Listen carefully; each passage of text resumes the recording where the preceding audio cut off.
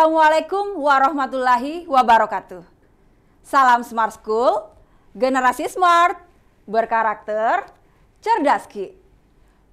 Jumpa lagi dengan Ibu Guru Ria Esti Dian Pertiwi Hashari yang akan membersamai anak-anakku semua untuk belajar geografi yang seru dan menyenangkan.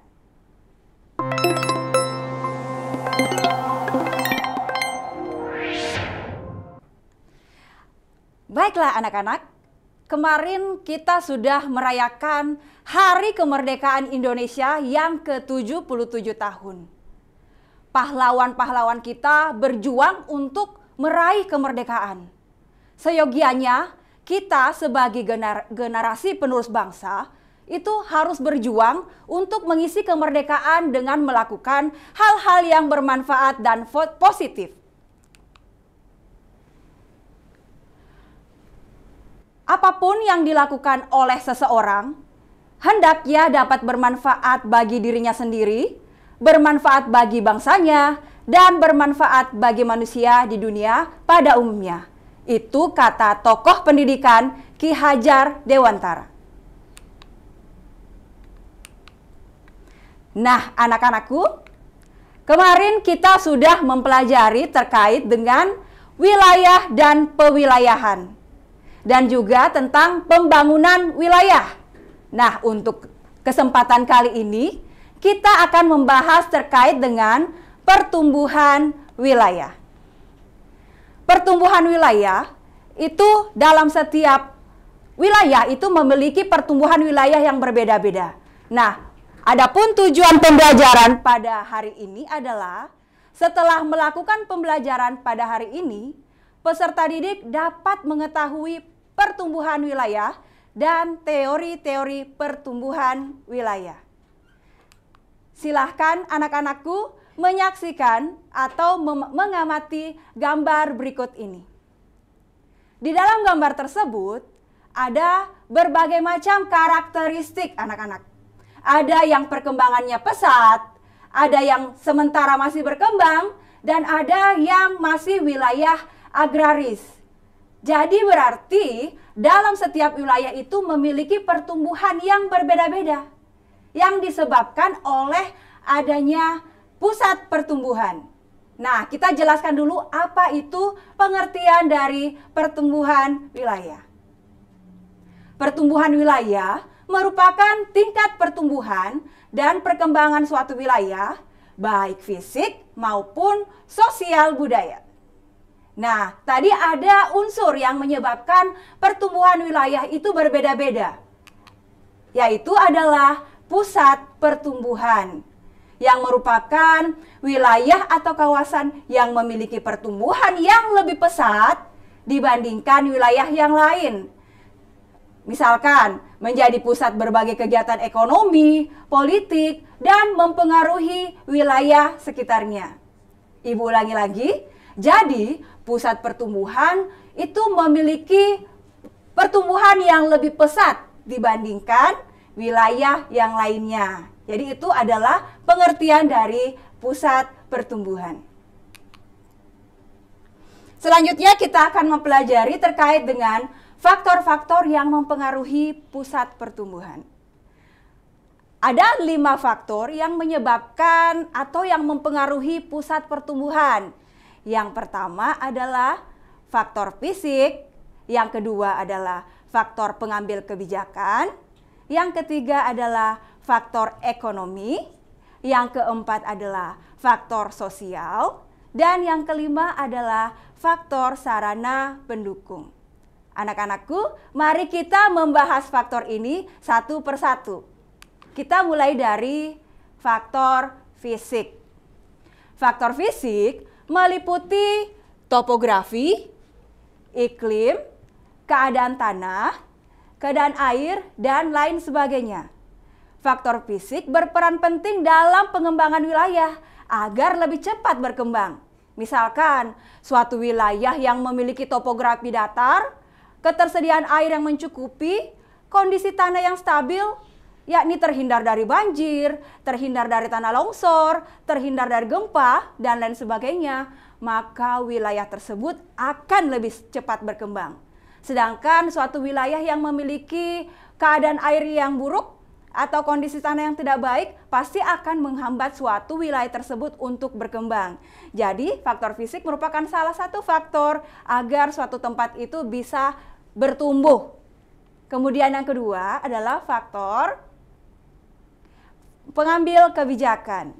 Perencanaan pembangunan terhadap perkembangan wilayah juga turut menentukan perkembangan suatu wilayah. Kebijakan-kebijakan yang diambil haruslah menguntungkan bagi perkembangan wilayah. Seperti kebijakan penggunaan lahan, rencana dalam ruang wilayah, pengendalian pemanfaatan lahan, dan lain sebagainya. Jadi, suatu wilayah itu harus betul-betul lebih bijak dalam menentukan kebijakan. Jangan sampai pada satu wilayah yang strategis kita membangun suatu perusahaan yang tidak efektif dan tidak efisien sehingga tidak dimanfaatkan secara maksimal oleh masyarakat. Jadi faktor pengambil kebijakan juga sangat penting ya anak-anak ya. Kemudian faktor yang ketiga adalah faktor ekonomi. Setiap wilayah memiliki kebutuhan dan potensi yang berbeda. Misalkan suatu wilayah tidak mampu menyediakan kebutuhan seperti pangan, sementara wilayah lain memiliki potensi untuk penyediaan bahan pangan. Begitupun sebaliknya, maka akan terjadi hubungan timbal balik yang saling mempengaruhi. Ibu berikan contoh ya anak-anakku ya. Misalkan Kabupaten Enrekang itu terkenal sebagai suatu kabupaten yang penghasil bawang merah atau sayur-sayuran. Sedangkan Kabupaten Pindrang dan Sidrap itu merupakan kabupaten yang penghasil beras. Jadi, dengan adanya hubungan timbal balik tersebut, Enrekang menyediakan bawang merah kemudian disalurkan ke wilayah Pindrang dan Sidrap. Begitupun sebaliknya, itu yang akan menyebabkan terjadinya kegiatan ekonomi dan sirkulasi uang. Kemudian, faktor selanjutnya, anak-anakku, adalah faktor sosial. Faktor sosial misalkan suatu wilayah yang memiliki pendidikan, pendapatan, kesehatan yang baik, maka masyarakatnya akan juga memiliki kualitas hidup yang baik. Otomatis pertumbuhan wilayah pada wilayah tersebut akan bisa menjadi lebih pesat dibandingkan wilayah yang lain. Suatu wilayah yang memiliki pendidikan yang tinggi pasti berbeda dengan wilayah yang memiliki pendidikan yang rendah. Pendapatan pun juga demikian, dan kesehatan pun juga kalau ada wilayah yang memiliki kualitas kesehatan yang baik, otomatis wilayah tersebut akan berkembang dengan pesat. Kemudian faktor yang lainnya adalah faktor sarana pendukung. Ketersediaan sarana pendukung seperti jaringan, jenis transportasi, sarana ekonomi, pendidikan, dan fasilitas yang berperan dalam pengembangan wilayah. Semakin meningkatnya perkembangan wilayah, akan adanya pula peningkatan sarana pendukung. Misalkan seperti ini, Makassar memiliki sarana dan prasarana yang memadai. Otomatis Makassar juga bisa dalam kategori bisa menjadi pusat pertumbuhan yang akan mendukung perekonomian wilayah tersebut. Jadi dengan adanya sekolah, pabrik, sarana transportasi yang memadai, dan lain sebagainya itu juga merupakan faktor pendukung adanya pertumbuhan wilayah. Nah, kemudian kita beralih ke fungsi pusat pertumbuhan. Fungsi pusat pertumbuhan ada 3 anak-anak. Yang pertama adalah memudahkan dalam pengambilan kebijakan terhadap pembangunan wilayah. Yang kedua adalah memantau perkembangan wilayah. Dan yang ketiga adalah pemerataan pembangunan wilayah. Kemudian, pengaruh pusat pertumbuhan ada 3. Yang pertama adalah pemusatan sumber daya manusia. Yang kedua adalah adanya perkembangan ekonomi, dan yang ketiga adalah perubahan sosial budaya. Nah, mari kita jelaskan satu persatu. Pemusatan sumber daya manusia. Munculnya pusat pertumbuhan di suatu wilayah akan menarik tenaga kerja yang banyak. para pekerja dari luar wilayah akan pindah dan menetap di wilayah pusat pertumbuhan, sehingga terjadi pemusatan penduduk atau sumber daya manusia. Arus migrasi penduduk dari pedesaan menuju ke pusat pertumbuhan atau kota di Indonesia menunjukkan bahwa peningkatan seiring dengan perkembangan pusat pertumbuhan atau kota itu. Terjadi urbanisasi. Kenapa terjadi urbanisasi? Karena ada daya tarik dari pusat pertumbuhan, misalkan tersedianya lapangan kerja yang memadai, sehingga para orang-orang yang di luar wilayah pusat pertumbuhan akan berbondong-bondong ke pusat pertumbuhan untuk memperbaiki kualitas manusianya atau memperbaiki kualitas masyarakat yang ada pada wilayah tersebut. Kemudian selanjutnya adalah perubahan sosial budaya. Wilayah pusat pertumbuhan cenderung memiliki penduduk yang makin padat. Kepadatan penduduk yang meningkat serta kemajuan komunikasi dan transportasi akan berpengaruh pada kehidupan sosial penduduknya. Otomatis dengan adanya daya tarik suatu pusat pertumbuhan yang memiliki kecenderungan lapangan kerja yang memadai, kemudian fasilitas yang lengkap, otomatis orang-orang yang berada pada wilayah sekitarnya itu akan menuju ke wilayah pusat pertumbuhan, dan semakin lama pusat pertumbuhan itu penduduknya semakin padat atau semakin banyak.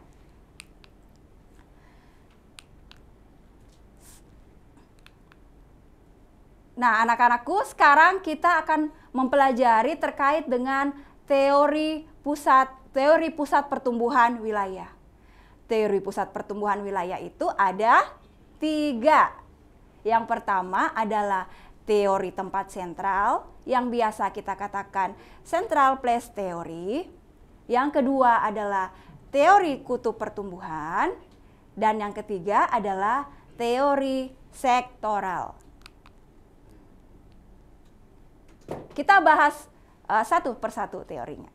Yang pertama adalah teori tempat sentral yang dikemukakan oleh Walter Christeller, yang merupakan suatu lokasi yang dapat melayani berbagai kebutuhan wilayah di sekitarnya.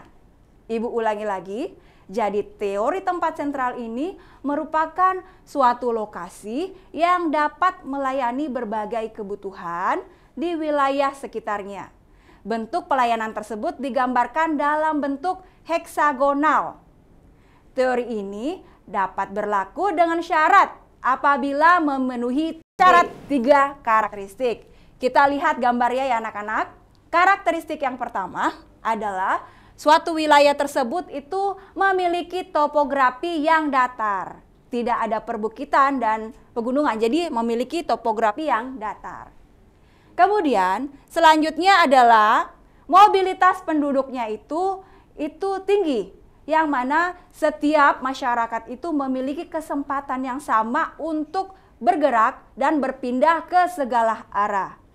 Kemudian yang ketiga, adanya daya beli masyarakat itu relatif sama. Jadi ibu ulangi lagi, ada 3 karakteristik dalam teori tempat sentral ini. Yang pertama adalah topografinya relatif datar. Yang kedua adalah masyarakatnya itu mobilitasnya tinggi. Yang ketiga adalah daya beli masyarakat itu relatif sama. Kita beralih ke teori selanjutnya. Dalam teori ini terdapat konsep yang disebut jangkauan atau range dan ambang atau threshold. Nah, dalam teori tempat sentral ini, jangkauan adalah jarak maksimal pasar dan ambang adalah jumlah minimal konsumen. Jadi threshold merupakan ambang, yaitu jarak masyarakatnya atau konsumennya, sedangkan range adalah jarak pasarnya, maksimal pasarnya. Nah, jangkauan adalah seperti yang kita lihat tadi, ini yang digambar ya, jangkauan jumlah jarak maksimum yang bisa dicapai oleh tempat sentral, sedangkan threshold adalah jumlah minimum pengunjung yang dibutuhkan. Nah, ini adalah bentuk heksagonal ya anak-anak ya. Nah, di sini ada gambar di mana heksagonal itu ada titik bulat. Misalkan titik bulat merah itu adalah kota. Nah, kota itu dikelilingi oleh 6 titik. 6 titik hijau yang berarti desa. Nah, dalam satu titik kota itu akan melayani 6 titik desa. Bentuknya masing-masing heksagonal ya anak-anak ya. Misalkan juga pasar kota kecil. Pasar kota kecil itu dikelilingi juga dengan 6 titik desa. Dan masing-masing desa ini itu ada namanya batas wilayahnya ya. Dihubungkan oleh batas wilayah. Jadi ini adalah bentuk heksagonal dari teori tempat sentral.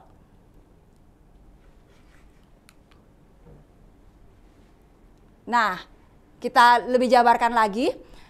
Teori tempat sentral ada 3 hierarki. Hierarki pertama adalah K3. Mengapa hasilnya K3?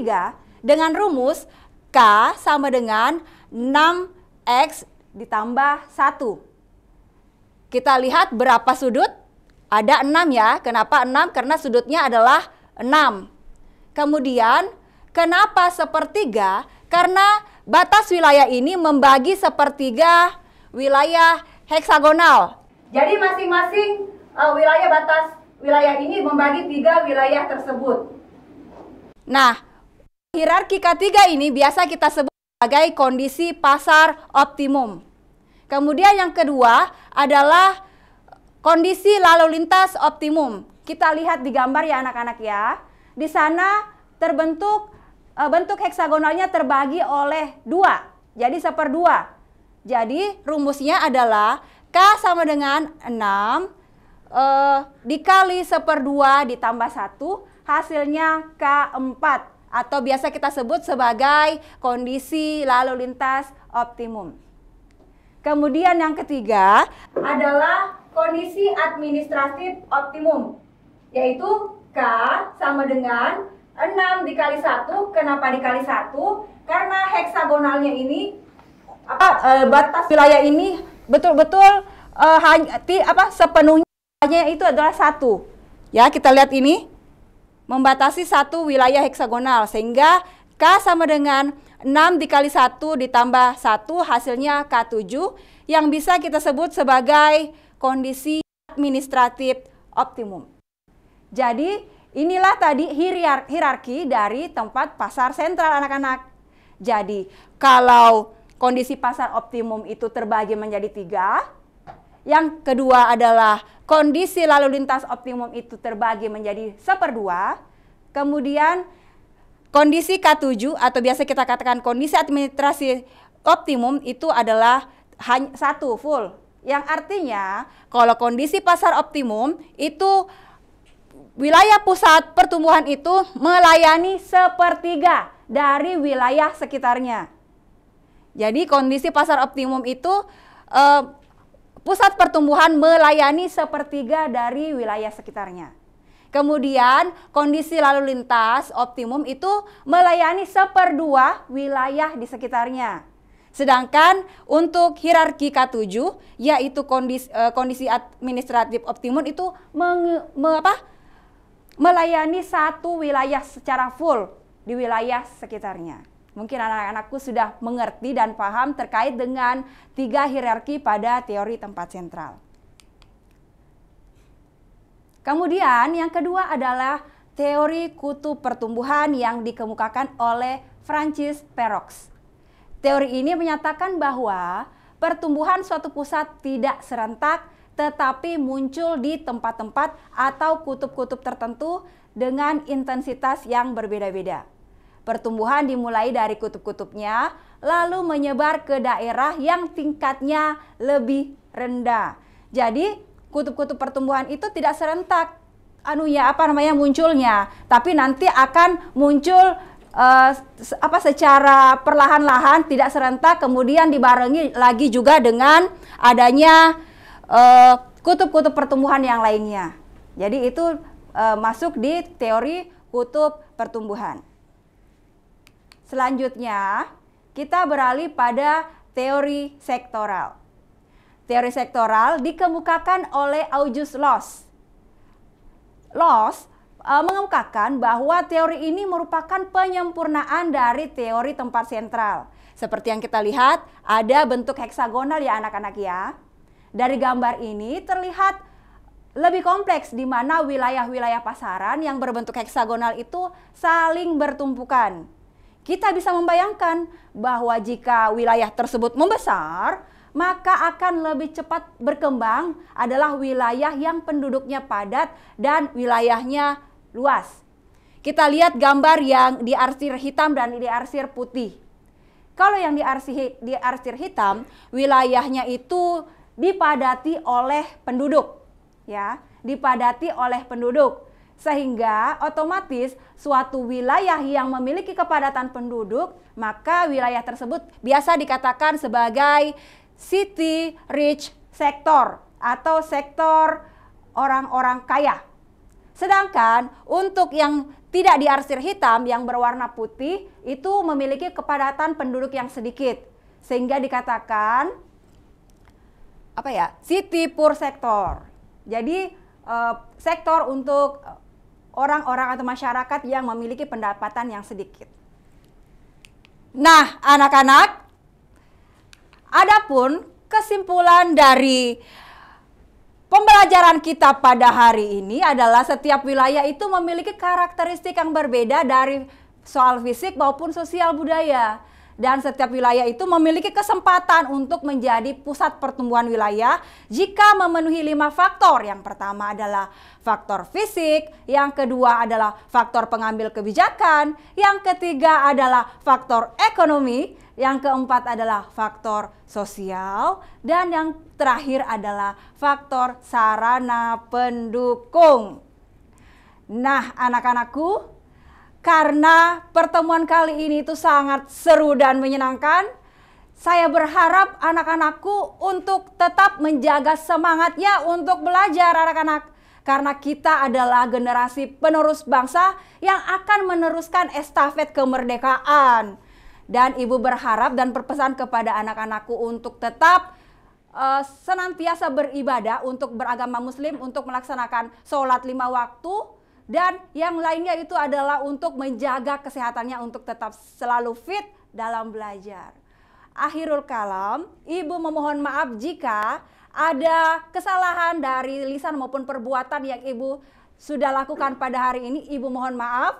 Wabillahi taufik wal hidayah. Assalamualaikum warahmatullahi wabarakatuh.